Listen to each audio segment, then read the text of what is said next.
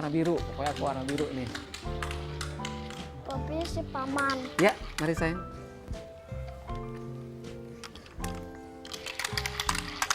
Maaf ya sayang ya. Kok baju kamu bau asap rokok sih? Memangnya tadi kamu main sama siapa? Sama ayah. Oh, ayah kamu. Ya udah sekarang kamu main lagi deh sama teman-teman kamu ya. Merokok di dekat anak. Seharusnya tidak seperti itu ya. Apalagi merokok dapat menyebabkan berbagai macam penyakit. Apalagi asapnya. Jika si anak menghirup secara tidak langsung, pasti dapat menyebabkan penyakit. Nah kan, dia terbatuk-batuk. Semestinya orang tua tahu bagaimana melindungi anak-anak mereka dari hal-hal yang membahayakan dan merugikan anak-anak mereka. Halo pemirsa, apa kabar? Senang sekali saya Novita Enji dapat kembali menjumpai Anda di Insan Cerdas Berakhlak Mulia. Anak adalah generasi penerus bangsa. Sedianya setiap anak di belahan bumi manapun dilindungi hak-haknya. Namun banyak sekali masyarakat yang belum mengetahui mengenai hal ini karena begitu banyaknya pelanggaran yang terjadi terhadap hak-hak anak.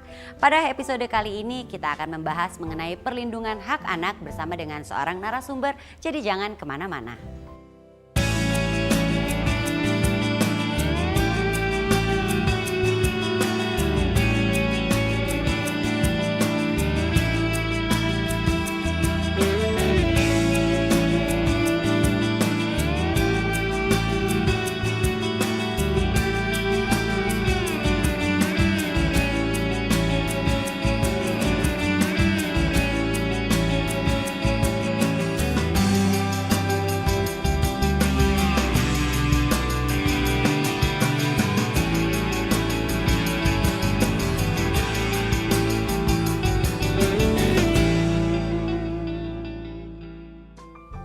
Baiklah pemirsa, berkaitan dengan tema kita mengenai hak perlindungan anak, kita akan segera berbincang-bincang dengan narasumber kita, Bapak Aris Merdeka Sirait dari Komnas Perlindungan Anak. Apa kabar Pak Aris? Baik, kabar baik, baik. Iya, Bapak lagi sibuk apa nih Pak sekarang? Oh banyak hal, jadi banyak kasus-kasus yang harus ditangani Iya. dengan melibatkan peran serta semua orang lah begitu. Betul. Karena masalah-masalah anak ini tidak hanya masalah hari ini, tapi masalah yang akan datang juga perlu diantisipasi. Oleh karena itu peran serta masyarakat untuk melindungi anak itu adalah kewajiban mendasar dari semua warga Benar. masyarakat. Nah tapi Pak, mungkin kita ngomongin dasarnya dulu ya Pak. Perlindungan hak anak itu tuh sebenarnya apa sih Pak? Jadi kita harus tempatkan dulu definisi anak itu. Definisi anak berdasarkan Undang-Undang Perlindungan Anak maupun Konvensi PBB tentang hak anak adalah seseorang berusia di bawah 18 tahun termasuk anak dalam kandungan. Itu definisinya. Ya. Lalu definisi perlindungannya sendiri supaya pemirsa juga paham benar adalah sebuah tindakan atau segala tindakan yang untuk membuat anak tidak sengsara, membuat anak tumbuh kembangnya baik, partisipasinya dijamin, gitu, kelangsungan hidupnya juga dijamin oleh negara, masyarakat dan orang tua. Itu prinsip-prinsip dasarnya. Prinsip dasar itu ada 4. Yang pertama adalah kelangsungan hidup. Kemudian juga perlindungan anak, ya perlindungan. Lalu kemudian yang ketiga itu adalah partisipasi. Dan kemudian adalah tumbuh kembang. Jadi 4 prinsip dasar inilah yang menjadi dasar semua orang, negara, baik itu negara, pemerintah, orang tua menjadikan landasan untuk melindungi anak itu. Pak Aris, kita juga ingin tahu nih, apa sebenarnya yang dipertaruhkan jika hak anak diabaikan, Pak? Oh itu jelas, itu merupakan tindak pidana. Hukumnya adalah? Kalau tidak pidana, maka dia akan berhadapan dengan hukum. Contohnya misalnya kasus kekerasan pada anak yang dilakukan baik itu secara fisik dan seksual. Siapapun yang melakukan, ya, apakah orang tua, apakah lingkungan masyarakat, atau guru ya di lingkungan sekolah, itu adalah pidana, ancamannya minimal 5 tahun dan maksimal 15 tahun. Jadi jelas konsekuensinya. Konsekuensi hukum, tetapi konsekuensi perkembangan anak tentu dia akan menjadi trauma, dia akan menjadi pelaku-pelaku kekerasan juga ketika dia mengalami kekerasan. Karena dia pernah mengalami Dia ya pernah Pak mengalami. ya? Ada efeknya terhadap anaknya, berdampak ya Dan Pak itu ya? sangat berdampak dan itu tidak bisa terbantahkan lagi karena itu adalah sebuah hasil penelitian yang membuktikan bahwa setiap kali anak mengalami kekerasan dia akan melakukan kekerasan yang lebih dahsyat lagi. Tetapi sebaliknya kalau anak diajarkan tentang cinta damai, cinta kasih, maka dia akan belajar mengasihi sesama utamanya begitu. Pak, mungkin pemirsa juga harus mengetahui dulu nih sebenarnya hak-hak apa saja yang dilindungi nih pada anak-anak dan ruang lingkupnya itu seperti apa, Pak? Tadi seperti yang saya katakan ada 4 prinsip dasar kelangsungan hidup, tumbuh kembang, partisipasi dan perlindungan gitu. Nah, kelangsungan hidup itu meliputi hak untuk hidup. Jadi artinya apa? Hak hidup itu melekat pada anak dan otoritasnya ada pada Tuhan. Karena apa? Karena otoritas Tuhan itulah yang bisa menentukan napas kehidupan seseorang. Oleh karena itu tidak boleh satupun merampas hak kemerdekaan itu. Itu artinya bahwa kelangsungan hidup ya Pak ya? Oleh karena itu dinyatakan definisi anak itu adalah seseorang yang berusia di bawah 18 tahun termasuk dalam kandungan. Itu artinya adalah memelihara hak hidup. Hak hidup itu juga meliputi apa? Identitas, nama dan kewarganegaraan. Maka kalau Tuhan memberikan napas kehidupan, orang tua memberikan identitas nama. Ya. Negara apa? Akte kelahiran, Mbak. Karena itu betapa pentingnya supaya dia hak hidupnya berjalan dengan baik, kelangsungan hidupnya berjalan dengan baik, maka dia punya identitas, nama dan kewarganegaraan. Kalau itu tidak diberikan akte lahir itu adalah sama dengan sapu jagat terhadap hak-hak anak itu. Nah, yang kedua tentu adalah tumbuh kembang. Tumbuh kembang itu supaya dia bertumbuh dan berkembang dengan baik, maka dia diberikan pelayanan kesehatan. Dan oleh karena itu tidak adalah seharusnya anak yang kurang gizi. Tetapi fakta sekarang ini orang miskin tidak boleh sakit. Ya, apalagi dia bayi ya atau anak-anak nggak boleh itu gitu. Nah, fakta-fakta itu ada. Nah, oleh karena itu supaya dia bertumbuh dan berkembang dengan baik, hak kesehatannya itu harus ditanggung oleh negara. Lalu apalagi supaya dia bertumbuh dengan berkembang, dia harus diberikan hak atas pendidikan. Maka tidak ada satupun sebenarnya anak dengan alasan kemiskinan pun itu tidak bersekolah. Gitu. Pendidikan adalah hak setiap anak setiap ya Pak anak. ya? Hak yang sangat fundamental termasuk hak atas kesehatan dan pendidikan. Ya. Nah, perlindungan, hak atas perlindungan tadi itu adalah meliputi anak-anak harus terjamin haknya dari tindakan kekerasan, penelantaran, ya perdagangan anak, ya kekerasan fisik dan kekerasan seksual. Partisipasi yang keempat tadi prinsipnya, itu meliputi apa? Anak itu punya hak untuk didengar pendapatnya. Oke, jadi bisa dibilang ya pemirsa ya, perlindungan anak atau hak perlindungan anak ini menjadi bagian dari orang tua, negara juga tentunya, dan juga lingkungan sekitarnya. Ini obrolan kita seru sekali ya pemirsa, jangan kemana-mana dulu, nanti akan kita lanjutkan lagi setelah pesan-pesan berikut ini.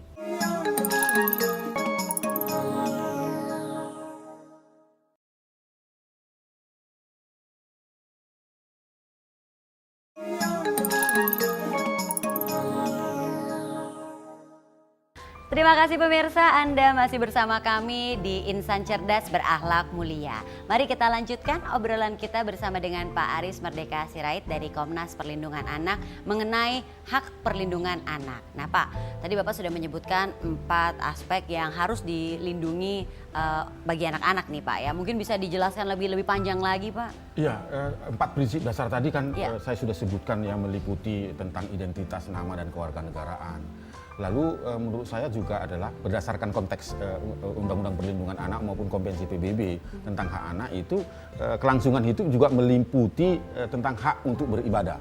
Jadi tidak satupun anak di Indonesia ini dilarang beribadah. Itu dijamin oleh konstitusi maupun Undang-Undang Perlindungan Anak. Itu bagian dari kelangsungan hidup. Karena kalau napas kehidupan tadi, hak hidup tadi diberikan Tuhan, identitas, nama dan kewarganegaraan diberikan oleh orang tua dan negara, maka negara juga harus menjamin anak itu terbebas dari pengekangan untuk beribadah sesuai dengan bimbingan orang tua tentunya. Tidak boleh dilepas begitu saja bahwa dia memilih agamanya, tidak. Tapi biasanya di bawah bimbingan orang tua. Kalau agamanya orang tuanya baik, maka anaknya juga akan baik kan begitu. Karena itu tidak mungkin dia meniru yang di luar idolanya dia. Nah, tentang tumbuh kembang anak selain tadi hak atas kesehatan dan pendidikan, tetapi juga ini jangan dianggap enteng bahwa anak itu punya hak untuk bermain dan bergaul. Nah, itu ini hak anak itu hak juga anak. ya Maka Pak? kadang-kadang banyak ibu-ibu itu kan kalau ada anaknya main itu dimarahin, kamu kerjamu main. Nah, itu pelanggaran terhadap hak anak itu. Anak itu punya hak untuk bermain. Nah, sekarang ini karena kejar tayang terhadap kurikulum kita, ya anak-anak itu tidak pernah diberikan lagi hak bermain. Kalau bermain itu malah dilarang gitu. Kamu boleh main kalau PR-mu kamu sudah selesaikan. Itu pelanggaran terhadap hak anak. Seharusnya terbalik. Hak bermainnya dulu diberikan sehingga dia fresh maka dia mengerjakan pekerjaan PR-nya seperti itu. Itu meliputi tumbuh kembang anak. Supaya dia bertumbuh dan berkembang dengan baik, diberikan hak beristirahat, bergaul dan bermain gitu loh. Bapak tadi juga menyebutkan salah satu hak anak adalah dilindungi, mendapatkan perlindungan. Salah satunya adalah perlindungan dari kekerasan. Jadi bukan hanya orang dewasa saja yang mendapatkan perlindungan dari kekerasan, anak pun juga demikian. Oh iya, dia ya, Pak? wajib. Justru anak ini wajib untuk mendapat perlindungan dari semua pihak.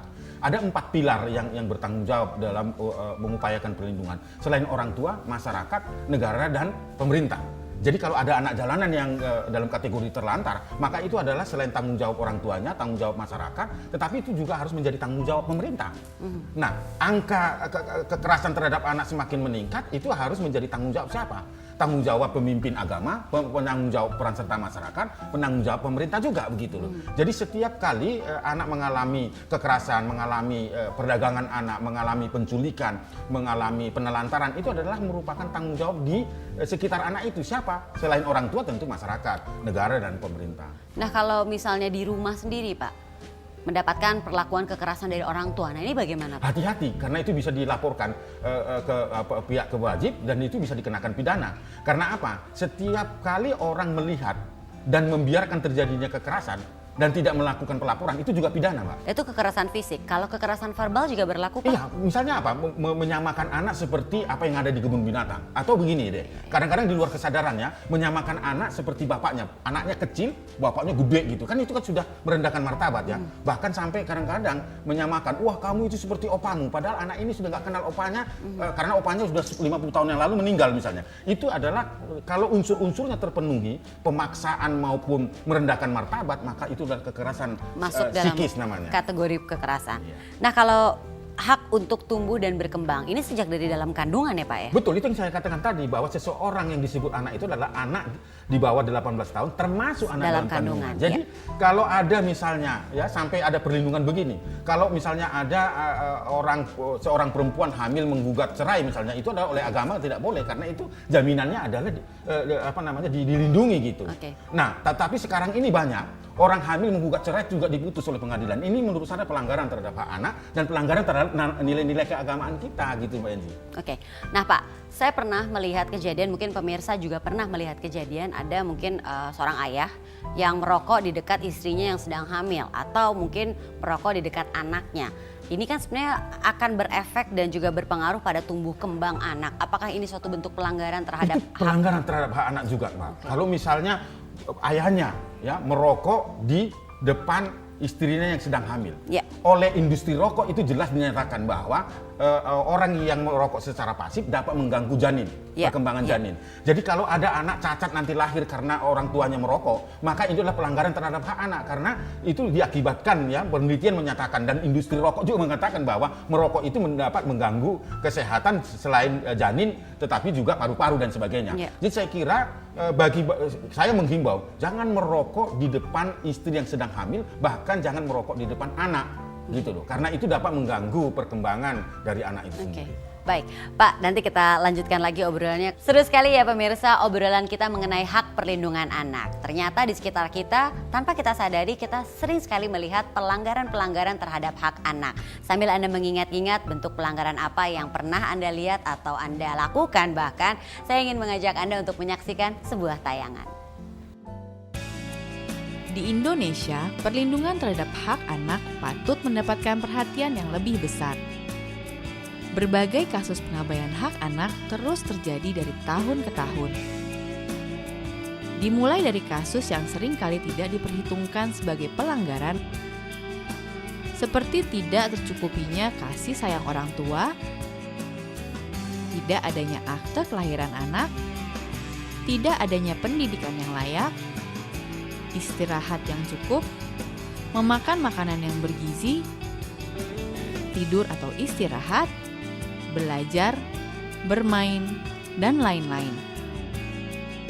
Hak atas kelangsungan hidup setiap anak seyogyanya dilindungi.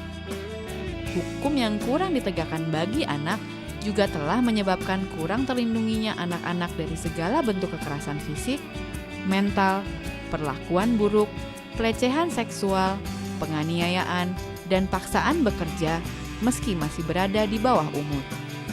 Penegasan atas hak-hak anak, perlindungan anak oleh negara, dan peran serta berbagai pihak seperti pemerintah, masyarakat, dan swasta dalam menjamin penghormatan terhadap hak-hak anak selayaknya dapat bertahap mengurai benang kusut persoalan ini. Pemirsa, berbicara mengenai pendidikan anak usia dini, kita tentunya ingin tahu apakah ini termasuk pelanggaran hak anak di dunia pendidikan. Jangan kemana-mana, akan kami lanjutkan lagi setelah pesan-pesan berikut ini.